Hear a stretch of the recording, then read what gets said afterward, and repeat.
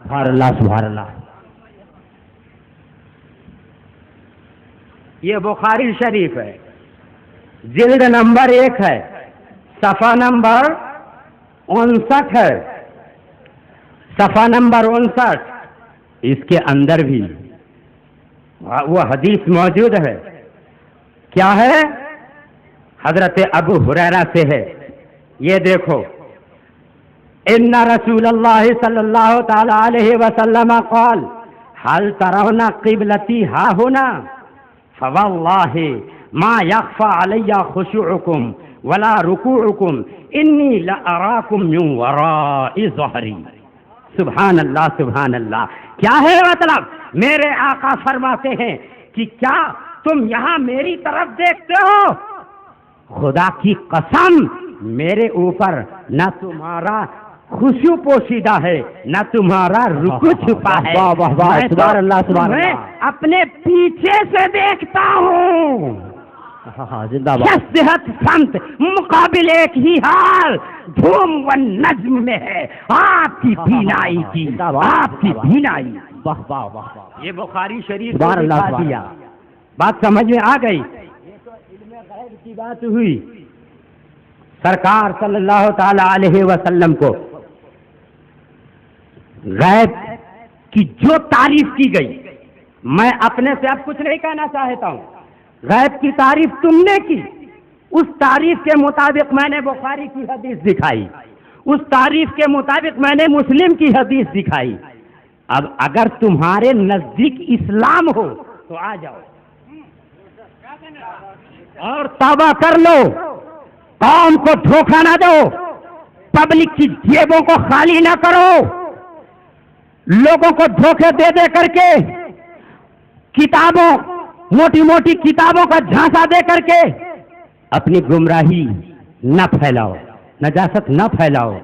یہ بیچارے لوگ سیدھے سادھے ہیں، ان کو معلوم نہیں ہے، اور تم اپنی بات بتنگڑ یا زبان کی درازی سے یا طلاقت لسانی سے انہیں گمراہ کرتے ہو تو یہ سمجھ لو یہ دنیا ہمیشہ نہیں رہنے والی ہے. دنیا کے بعد بھی کوئی دنیا ہے، وہ دنیا ہے کہ جہاں پر میرے سرکار کی حکومت قہری قائم ہے. اس زمین کے اوپر بھی میرے مصطفیٰ کی حکومت ہے، اور عالم برزخ میں بھی میرے مصطفیٰ کی حکومت ہے، آسمان پہ بھی میرے نبی کی حکومت ہے. لیکن یاد رکھنا، اس زمین پر جب تک چل رہے ہو تم کو یہ چلنے پھرنے کا اختیار ہے. مصطفیٰ کی حکومت ایسی حکومت ہے کہ تم اختیار کرو تو برکت پاؤ، لیکن برزخ میں جاؤ مصطفیٰ کی حکومت قہری ہے، قہری. وہاں چھٹکارا نہیں ہے. یہاں اگر زبان مصطفیٰ کے خلاف چلا لو، زمین میں جیسے جاؤ گے زبان پہ تالا لگے گا، زبان پہ تالا لگ جائے گا. اس کے علاوہ انہوں نے یہ کہا کہ الملفوظ کوک شاستر ہے. معاذ اللہ رب العالمین. الملفوظ شریف اعلیٰ حضرت کی کتاب ہے. اعلیٰ حضرت کے ملفوظ ہیں، کتاب نہیں، ملفوظ. انہوں نے مجلسی گفتگو میں جو بول دیا اس کو نقل کر دیا گیا، لکھ دیا گیا. تو لکھنے کے بعد تو کتاب ہے، اور اعلیٰ حضرت کے بولنے تک وہ ملفوظ ہے. بات سمجھ میں آ رہی ہے؟ اس ملفوظ شریف کی 2-3 حکایتیں بیان کی. ایک احمد سجلماسی کی، اور 2-3 واقعے بیان کیے. اور ان واقعوں کو بیان کرنے کے بعد یہ کہہ دیا کہ خانقاہوں میں غلط کاریاں ہوتی ہیں، اور یہ بہت بے حیائی والی کتاب ہے، بہت گستاخی والی کتاب ہے. معاذ اللہ رب العالمین. اول تو اعلیٰ حضرت نے ملفوظ شریف میں جو واقعہ بیان کیا تو انہوں نے صرف بیان کیا ہے اور کسی کتاب سے بیان کیا ہے. یہ بتائیے نقل کرنے میں نقل کرنے والا مجرم ہے؟ بولیے، نقل کرنے والا مجرم ہوتا ہے؟ نہیں. وہ واقعہ جو احمد سجلماسی کیا ہے وہ تو الابریز شریف صفحہ نمبر 24 سے منقول ہے. تو اعلیٰ حضرت پر تو کچھ الزام نہیں آتا. اگر تمہیں ولی کی کرامت یا ولی کی شان نہیں تسلیم ہے تو تم انکار کر دو، نہ مانو، یہ تو بات ہو سکتی ہے.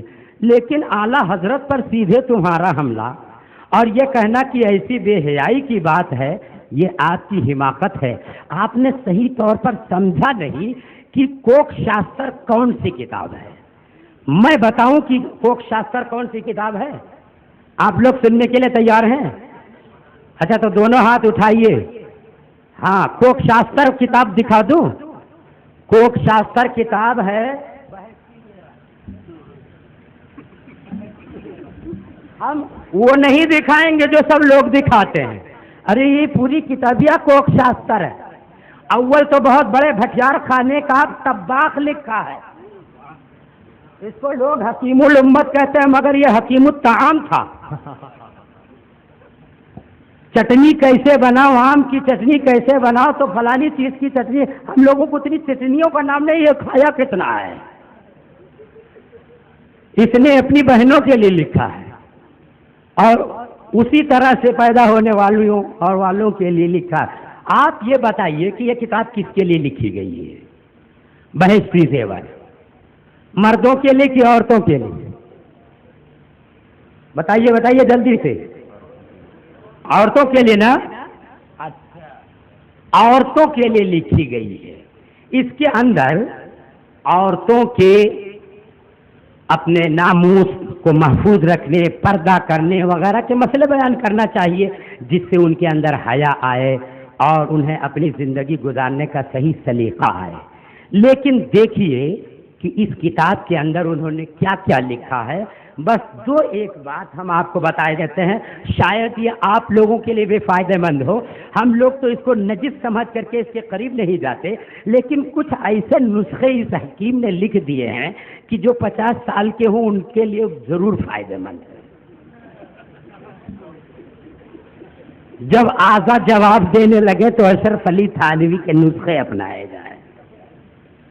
یہ دیکھو، اس نے لکھا ہے بہشتی زیور حصہ نمبر 11 صفحہ نمبر 787. ٹھیک ہے؟ اسی میں کھول کے دکھا دوں یا اس میں سے پڑھ دوں پھر اس میں دکھا دوں؟ کتاب سامنے ہے. ایک حوالہ غلط ثابت کرنے پر 1 کروڑ روپیہ. واہ واہ واہ. کتاب سامنے ہے. نعرہ تکبیر، نعرہ رسالت، علماء اہل سنت، مسلک اعلی حضرت، نعرہ تکبیر، نعرہ رسالت. دیوبندی یہ نہ سمجھے کہ یہ ملا کے پاس 1 کروڑ ہوگا نہیں بولتا کیسے. تو کم سے کم ہمارے پاس ابھی 50 لاکھ کی زمین موجود ہے میرے نام. 50 لاکھ کی زمین موجود ہے اور مکان بھی ہے کم سے کم 10-12 لاکھ کا. اور باقی جو بچے گا ہم آپ لوگوں سے بھیک مانگ لیں گے، لیکن یہ ضرور 1 کروڑ ادا کریں گے. کوئی رابطہ ادب بندی نہ سمجھے کہ یہ تو ایسے بول دیے ہیں، کیا فائدہ ہے. ہم ان سے کہیں گے کہ تم اس حوالے کو ثابت کر دو، اس کتاب میں نہیں ہے. کتاب میرے پاس، حوالہ میرے پاس، 1 کروڑ روپیہ تمہارے لیے میں دوں. لیکن شرط یہ ہے کہ تم یہ ثابت کر دو کہ یہ اس میں نہیں ہے. اور یہ بات کوک شاستر سے تعلق نہیں رکھتی، بے حیائی سے تعلق نہیں رکھتی. سنا دوں؟ سنیے. کیا بتائیں، سنانے کی ہمت نہیں پڑتی لیکن مجبور کر دیا ہے اس لیے سنائے دیتا ہوں. یہ کہتا ہے عضو تناسل کو موٹا کرنے اور لمبا کرنے کا طریقہ کیا ہے؟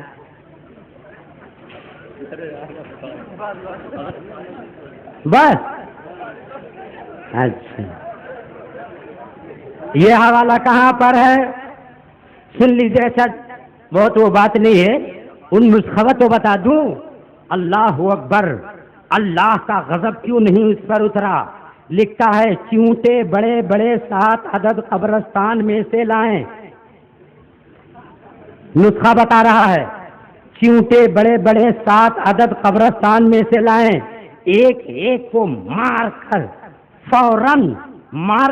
فوراً 2 تولہ روغن چنبیلی خاص میں ڈالتے جائیں, پھر شیشی میں کر کے کاغ مانے ڈھکن مضبوط لگا کر 1 دن رات بکری کی مینگنیوں میں دفن کریں, پھر نکال کر خوب رگڑیں کہ چیونٹے تیل میں حل ہو جائیں, پھر نیم گرم ملیں. ترکیب ملنے کی یہ ہے کہ عضو کو ایک موٹے کپڑے سے خوب ملے, جب سرخی پیدا ہو جائے فوراً یہ تیل مل کر چھوڑ دیں, 15-20 روز ایسا ہی کریں. کوا کھانے کا ثواب لکھا, کوے بھاگ گئے آبادیوں سے, اب چیونٹیاں بھی بھاگنے لگیں گی, اس لیے کہ اس کو بھی ہم لوگ اسٹیج پر سنانے لگے. وہی اور تعجب کی بات ہے کہ یہ نسخے بنائیں گے کون, استعمال کون کریں گے, یہی سب عجوبہ ہے. کیا یہ اسی لیے پیدا ہوئے تھے کہ چیونٹیوں کو مروائیں؟ چیونٹیوں کا اتنا بڑا جرم ہو گیا, ہائے اللہ, زمین کیوں نہیں پھٹ گئی, اس کے لیے آسمان کیوں نہیں پھٹ گیا.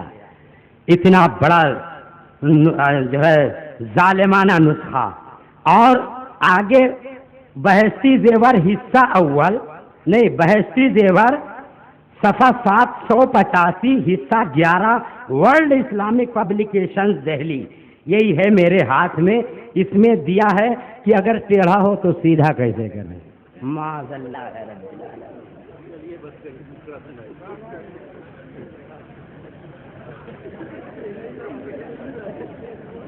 بہت بڑی مجبوری تھی, لیکن یہ ہے کہ دیوار پہ نصیحت لکھی ہو تو فائدہ اٹھا لینا چاہیے.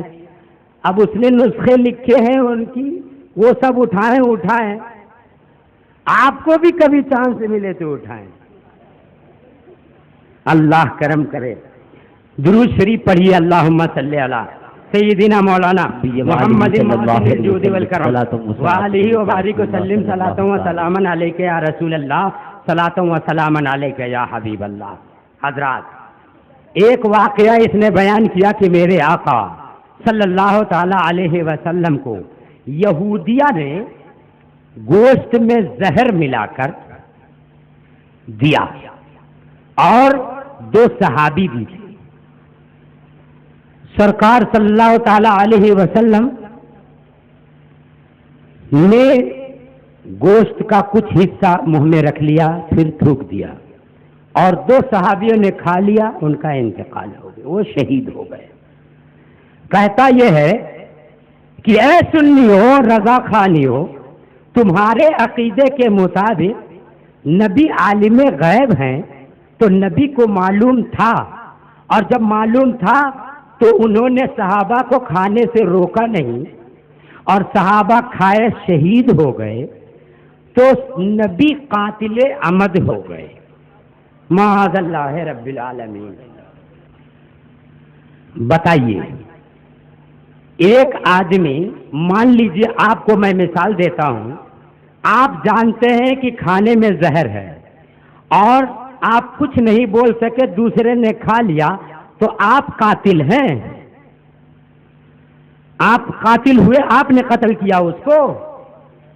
زیادہ سے زیادہ آپ کی ذمہ داری بنتی تھی کہ اس کو روک دو, نہیں روکا تو آپ قاتل ہو گئے. آپ سمجھتے ہو اور ان کا ملا نہیں سمجھتا ہے.